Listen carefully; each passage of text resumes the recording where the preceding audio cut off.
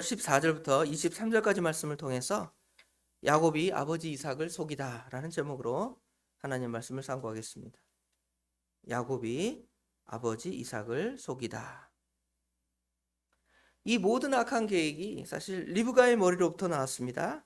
리브가가 이삭과 에서의 대화를 듣죠. 대화를 듣고 나서 계획을 착 세웁니다. 리브가의 머리에서 이 악한 계획이 나왔음에도 이를 실현한 사람은 아들 야곱입니다. 리브가는 그 모든 일에 참모였다면 야곱은 행동대장이 되어서 그 일을 행하게 되는 것이죠. 14절부터 17절까지의 말씀이 그 과정에 있는 것입니다. 같이 읽었죠? 어머니가 시킵니다. 먼저 가서 짐승 한 마리, 좋은 염소 한 마리 잡아오라는 것이죠. 가져왔더니 이제 아버지가 좋아하는 별미를 만들어 드립니다. 만들어 주고 그 다음에 옷을 형의 좋은 옷, 가죽 옷을 입힌 후에 그 다음에 이제 손이나 목 이런 데는 형과 동생이 다르기 때문에 형의 그 털이 있는 것처럼 이 짐승을 잡은 털을 거기다가 어떻게 붙였는지 어떻게 했는지 입힌 다음에 아버지에게로 나아가게 하는 것이죠. 리브가는 과연 아들이 잘할 수 있을까 염려했겠죠.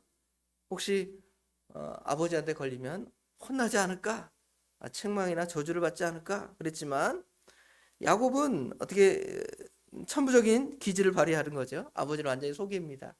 연기 대상감이에요. 아버지를 잘 속여서 축복을 받게 되는 것입니다. 물론 이 사건의 근본적인 문제는 이삭에게 있었습니다. 이삭이 먼저 말씀에 굳건히 섰더라면 이런 일이 벌어지지 아니하였을 것입니다. 그리고 속지도 않았을 것이고 또 누구를 속이게 하는 그러한 죄를 범하게 하지도 않았을 것인데 이삭이 말씀에 굳건히 서지 않으니까 이런 속임을 당하고 또 자기 아내나 자기의 작은 아들이 거짓말을 하게 되는 그러한 죄를 범하게 되는 것을 볼 수가 있습니다. 준비된 대로 야곱은 아버지 이삭에게 나아가죠. 야곱이 아버지를 부릅니다. 아버지요 하고 이삭을 부를 때에 이삭이 대답을 합니다. 내가 여기 있노라 내 아들아 하고 반응을 하죠. 그때 이제 또 그러면서 너 누구냐 또 물어보죠. 그때 야곱은 아주 천연덕스럽게 거짓말을 하면서 나는 아버지의 맏아들 에서입니다. 이렇게 대답을 하는 것입니다. 지금 이삭은 야곱이 음식을 가지고 왔을 때 느낌이 좀 이상한 거예요. 쎄한 느낌이 드는 겁니다. 어떤 느낌이 드냐면 먼저는 이제 음성의 문제가 되겠죠. 여기 뒤에 보면 뭐라고 말하냐면 맞기는 맞는 것 같은데 여기 22절에 보니까 야곱이 그의 아버지 이삭에게 가까이 가니 이삭이 만지며 이르되 음성은 누구의 음성이라는 거예요? 야곱의 음성이라는 거예요. 아무리 이제 눈이 멀어도 큰아들 목소리 작은아들 목소리 딱 비슷하다고 해도 알잖아요. 그렇죠? 벌써 느낌이 이제 쎄합니다. 음성이 그래요. 그 다음에 이제 그 음식을 가져온 시간을 좀 생각을 해봅시다. 야, 너 가서 짐승 잡아다가 나에게 별미를 갖다 줘라. 그랬으면 최소한 짐승을 잡으러 갔다가 돌아오는 시간 이런 것들은 이삭의 머리에 있을까요, 없을까요? 있을 것입니다. 그래서 뭐 지금 당장은 아니겠지만 며칠 걸리겠구나, 몇 시간 걸리겠구나 이런 생각을 그 머릿속에 했을지 모르겠습니다. 그래서 묻는 거죠. 어떻게 이렇게 빨리 갖고 왔느냐? 그러죠? 근데 뭐라 그래요? 뭐라고 속입니까? 하나님께서 여기 20절에 보니까 이삭이 그의 아들에게 이르되 내 아들아 내가 어떻게 이렇게 속히 잡았느냐? 그가 이르되 아버지 하나님 여호와께서 나를 순조롭게 만나게 하셨음이니라 그랬죠. 시간적으로도 그렇고 목소리도 그렇고 아주 이상해요. 그렇지만 이제 와서 에서라고 하니까 어떻게 할 수밖에 없는 거예요? 믿을 수밖에 없게 되는 것입니다. 거기다가 이제 속였으니까 그래도 확인을 해봐야 되겠다. 한번 가까이 와봐. 가까이 갔죠? 가까이 갔더니 탁 만져보는 거예요. 손도 만져보고 여기 어디에다가 지금 털을 붙였냐면 염소 가죽을 붙였냐면 16절에 염소 새끼의 가죽을 그의 손과 목에 매끈매끈한 곳에 입히고 아마 이 목에나 이런 이 손에 털이 없으니까 거기다가 이런 가죽을 붙인 것 같습니다. 아주 연기를 잘한 것 같아요. 분장도 잘하고 연기도 잘하고 그렇죠? 아주 담대해요. 아버지 속이는데.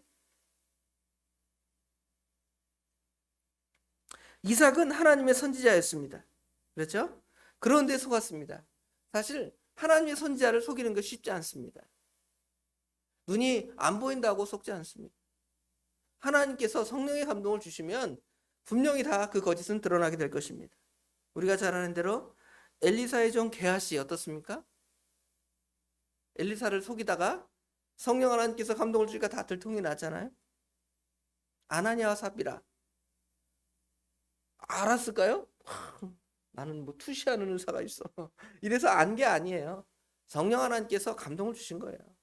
이 사람이 나를 속였을 것이다. 아니면 하나님의 음성을 들려주실 수 있겠죠.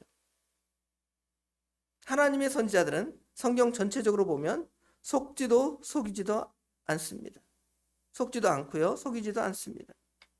그러나 지금 이삭은 보면 그 눈앞에 있는 구렁텅이를 보지 못하고 속고 있는 것입니다. 왜 그랬을까요?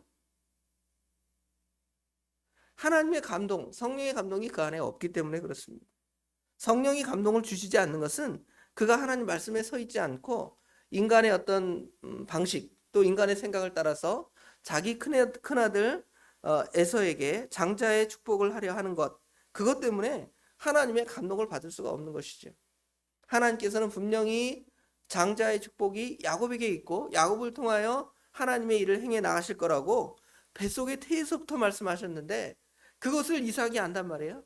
그럼에도 불구하고 자기가 사랑하는 아들, 큰아들, 자기를 만족해 하는 그 아들을 장자의 축복을 주려고 그렇게 행하니 성령 하나님께서 그에게 감동을 주실 일이 없습니다.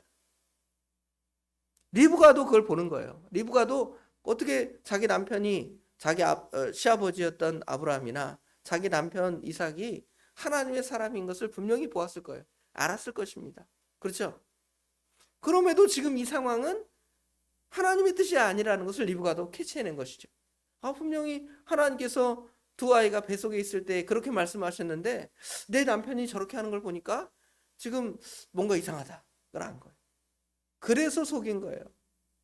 만약에 정말 말씀에 굳건히 서고 하나님의 뜻에 굳건히 선 남편이라면 하나님의 종을 속이다니 내가 이러다가 하나님으로부터 심판이나 저주를 받는 것이 아닌가 이랬을지도 모르겠어요. 물론 신약 시대에는 누가 선지자고 누가 누구를 저주하고 그런 것은 없겠지만 구약 시대에는 최소한 그러하다는 것이죠. 그럼에도 지금 남편을 보니까 어떤 형편에 있냐면 그냥 평범한 늙은 노인에 불과해요. 고집센 노인. 하나님의 종이 아니라. 왜 그랬냐면 말씀에 붙들리지 않으니까 그래요. 우리 성도들도 마찬가지입니다. 목사도 마찬가지예요. 제가 말씀에 붙들리고 성령 충만해서 무슨 주장을 하고 가르치고 성도 여러분에게 감동을 준다면 여러분 두려워할 것입니다. 그러나 내 생각대로 말씀도 없고 그죠? 자기 어떤 외골수를 가지고 막 여러분에게 얘기한다고 보세요. 평범한 그냥 보통 사람이 얘기한다고 생각하고 제 말을 성도 여러분이 어떻게 할까요? 무시할 수도 있습니다. 그럼 목사만 그렇습니까? 성도 여러분도 마찬가지예요. 성도 여러분도 우리 권사님들도 집안에서 보면 신앙의 호주예요. 신앙의 호주인데 말씀에 굳건히 서고 늘 기도하고 그런 가운데서 아들아 딸아 그렇죠? 사위야 불러다가 손자야 불러다가 하나님 말씀 가르치면 그래도 우리 어머니 아버지가 얼마나 우리 할머니 할아버지가 얼마나 경건한 사람인데 내가 조금 엇나가더라도 그 말씀 좀 들어야지 이런 양심의 어떤 마음이 있을 거라고요. 그런데 그러지 않고 아주 세속적이에요. 할머니가 할아버지가 세속적이에요. 이렇게 하고 돈 버는 거고 이렇게 해야지 세상에서 출세하는 거야. 그런 것만 딱 얘기하면 뭐라고 생각해요? 우리 할머니는 교회 권사님이라 그러는데 무슨 뭐 저렇게 그냥 물질적인 것만 얘기하고 별로 신령한 것 같지 않아. 그냥 평범한 그냥 노인이 잔소리하는 것처럼밖에 들리지가 않지. 여러분의 음성을 어떻게 자녀들에게나 손자들에게 어떤 음성으로 들리기를 원하십니까?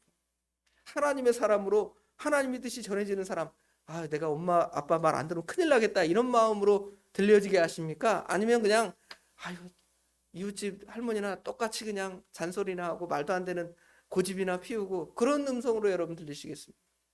지금 이삭이 그러니까 지금 야곱이 속이는 거예요. 또 아내도 아니까 이거 이렇게 당하면 큰일 나겠구나 하면서 양심 안 쓰고 속여서 같이 맞대응하는 것을 볼 수가 있게 되는 것이죠.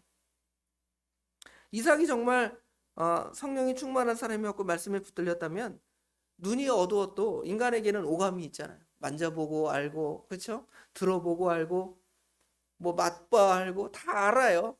왜 모르겠습니까? 또 우리 여성들에게는 육감이라는 게 있잖아요. 가만 딱 센스가 하나 딱 있어요. 남자들보다 분명히 알 텐데 그러지 않으니까 하나님의 뜻대로 바로 사용하지 않으니까 고백하는 거예요. 고백하는 세상이라고 그러잖아요. 그러므로 우리에게 중요한 것은 성령께서 우리 안에서 역사하시는 것입니다. 말씀을 붙들고 나가면 우리가 하나님의 사람으로 특별해지는 거예요. 구약 시대에는 하나님의 특별한 사람을 뽑아서 하나님의 사람이라고 했지만 신약 시대에는 우리가 성경 말씀이 있고 늘 말씀을 배우고 묵상하니까 하나님께서 평범한 사람들이라도 하나님의 사람으로서 감동을 주시는 거예요. 말할 수가 있어요. 저한테 성도 여러분도 어떤 권면을 하잖아요. 목사님 그건 좀 아닌 것 같은데 어떻게 할까요? 그게 고집으로 말하는 게 아니라 하나님께서 주신 어떤 인생 선배로서의 어떤 지혜나 또 말씀을 먼저 배우고 묵상했던 그런 말씀들을 생각해서 목사님 이거 좀 아닌 것 같은데요. 그렇게 말할 수 있잖아요. 그렇죠? 아니면 제가 여러분에게 어려도 하나님 말씀을 그렇게 가르치잖아요. 하나님의 종으로 선지자로서. 그런데 성령에 붙들리지 않고 말씀에 붙들리지 않으면 그냥 보통 사람인 거예요. 제가 한 얘기가 세상 사람들이 한 얘기보다 더 질이 떨어지고 더 품질이 안 좋은 이야기일 수도 있어요. 그러나 말씀에 붙들리면 성령의 인도와 주장을 받으면 여러분 말은 누구도 어떻게 하는 거예요? 무시할 수 없는 능력이 있는 것입니다. 물론 하나님의 사람들도 실수할 수가 있습니다. 그러나 성도는 이거 아니다. 쎄한 느낌이 있어야 돼요. 쎄한 느낌. 무당이 되라는 말은 아닙니다. 그렇죠? 그러나 성령에 민감하고 말씀의 뜻에 민감해서 그 말씀을 분별할 줄 알고 누가 어떤 행동을 할 때, 자녀들이 어떤 행동을 할 때 그건 아니야 라고 성령으로 말해줄 수 있는 사람이 돼야 됩니다. 그러지 않으면 여기처럼 지금 속이고 집안에 큰 문제가 일어났잖아요. 만약에 이삭이 느낌이 이러하다 그러면 어떻게 했을까요? 어떻게 해야 될까요? 보통 같으면 하나님께 기도를 해야 될까요? 그렇죠? 하나님께 기도했으면 지금 목소리 이상하고 음식 갖고 온 것도 이상해. 아닌 것 같은데 하나님께 기도해 볼까? 하나님이 기도하면 아니다. 쟤는 야곱이다 가르쳐 주셨을 거고. 근데 왜 야곱이 저럴까요? 그러면 네가 잘못해서 그렇다. 하나님이 이삭에게 가르쳐 주셨을 거라고. 그러면 이삭도 바로 설 수 있고 이 모든 일을 교정해 나갈 수가 있는데 그런 상태로 자기 고집대로 끝까지 누구에게 장자의 축복을 하겠다는 거세요? 에서에게 하겠다는 것입니다. 하나님의 뜻은 전혀 상관없이. 그러니까 여전히 어두워지고 알긴 알았는데 정확하게 잡아내지 못하는 거지. 와봐 내가 체크해 볼게 했더니 벌써 얼마나 기지가 발휘되었는지 여기다가 털도 다 붙이고 목에다 털도 붙인 거예요.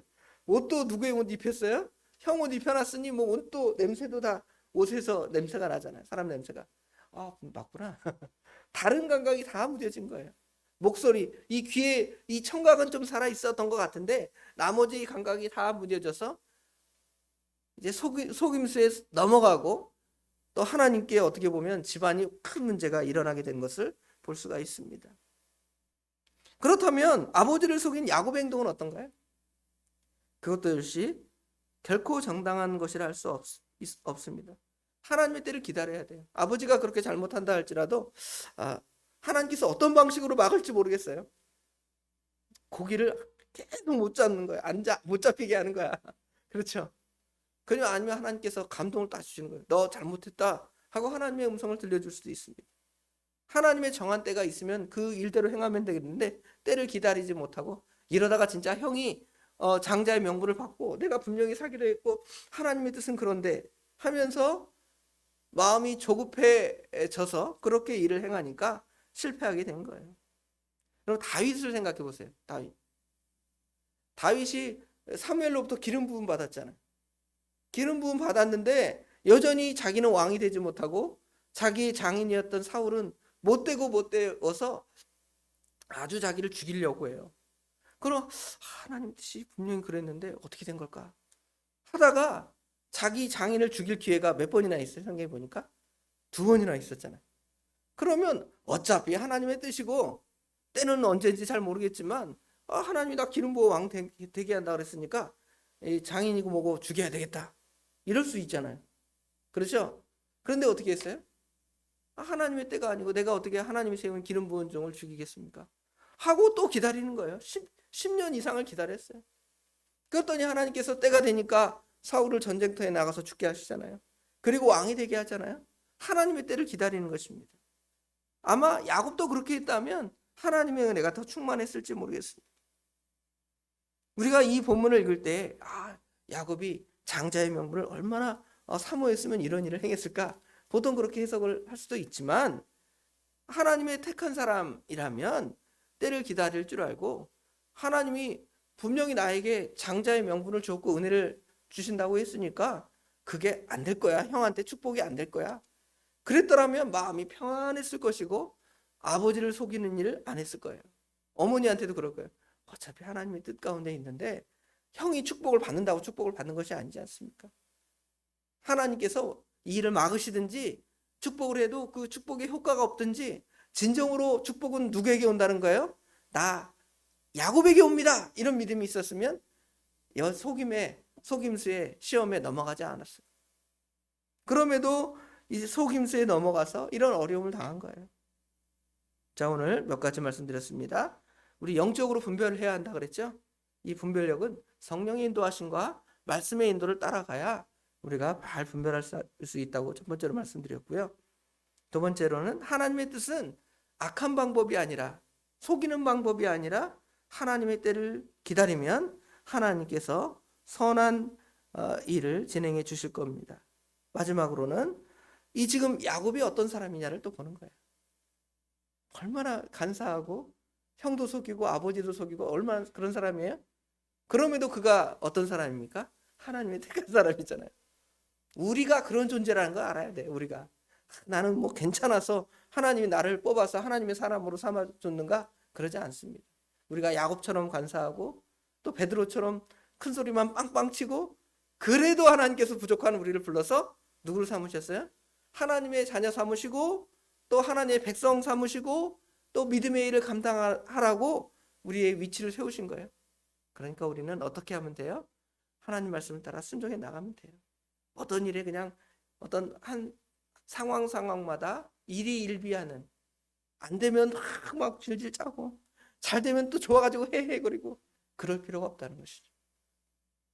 하나님 앞에서 하나님의 뜻이 이루어지는 것을 천천히 바라보면서 우리의 그런 문제들을 믿음 안에서 승리해 나가는 저와 우리 예수 사랑교회 모든 성도님들 되시길 주님의 이름으로 축원합니다. 기도하겠습니다.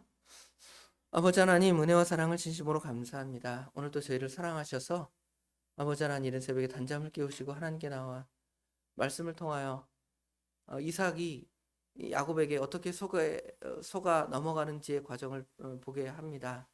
아버지 하나님, 이삭이 성령 충만하고 말씀이 그 안에 늘 있어서 살아갔다면 이렇게 아내나 또 작은 아들에게 이렇게 멸시를 당하고 속임의 게임에 넘어가지 아니하였을 것이 당연할 것인데 본인이 말씀에 바로 서지 아니하고 하나님의 뜻을 이루지 아니하므로 결국은 속임을 당하고 아버지 하나님 집안의 혼란을 야기시킨 것을 볼 수가 있습니다.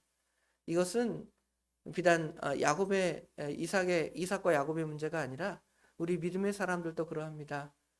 믿음의 호주로서, 가장으로서, 우리 권사님들, 모든 집안의 어른으로서 주님의 뜻을 자녀들에게 선언할 때에 정말 성령 충만함과 말씀으로 그 일을 감당해 나간다면 어느 누구도 그 어머니의 말을, 그 아버지의 말을, 할머니의 말을 무시하지 않고 두려워하면서 내가 잘못했으니까 말씀에 바로 서야 되겠다 이런 마음이 들겠지만, 인간적이고 세속적이고 하나님의 말씀이 아닌 것들을 따라갈 때에는 결국 우리 어머니나 아버지가 세상 사람과 똑같다는 마음으로 그래서 무시하고 멸시하고 속이고 아버지 하나님 신앙의 그 값어치를 떨어뜨리는 일이 혹시 우리 믿음의 세대 안에 믿음의 가정 안에서 벌어지지 아니하는지를 돌아보게 하시고, 먼저 우리가 말씀과 성령 충만함으로 굳건히 서서 하나님의 뜻을 우리 자녀들에게 잘 나눠줄 줄 아는 믿음의 사람들이 될 수 있도록 우리 하나님 도와주시옵소서. 때를 기다릴 줄 아는 저희들이 되게 하여 주시옵소서. 하나님이 이루신다면 다른 어떤 방해하는 요소들이 많다 할지라도 때가 되면 다 이루실 줄을 믿으면 우리가 조바심을 갖거나 또는 그 일을 속임이나 위선의 방법으로 취하는 것이 아니라 하나님의 선하신 뜻으로 그 일을 취할 줄을 저희가 믿사오니, 저희들 믿음의 사람들로 때를 기다릴 줄 아는 주님의 뜻을 이루어가는 저희들이 될 수 있도록 우리 하나님 도와주시옵소서. 그러함에도 야곱이 그렇게 간사하고 주님의 뜻을 이루어드리기에 부족한 사람처럼 보이지만 하나님께서 그런 자들을 택해서 하나님의 뜻을 이루어가게 하신 거 감사합니다.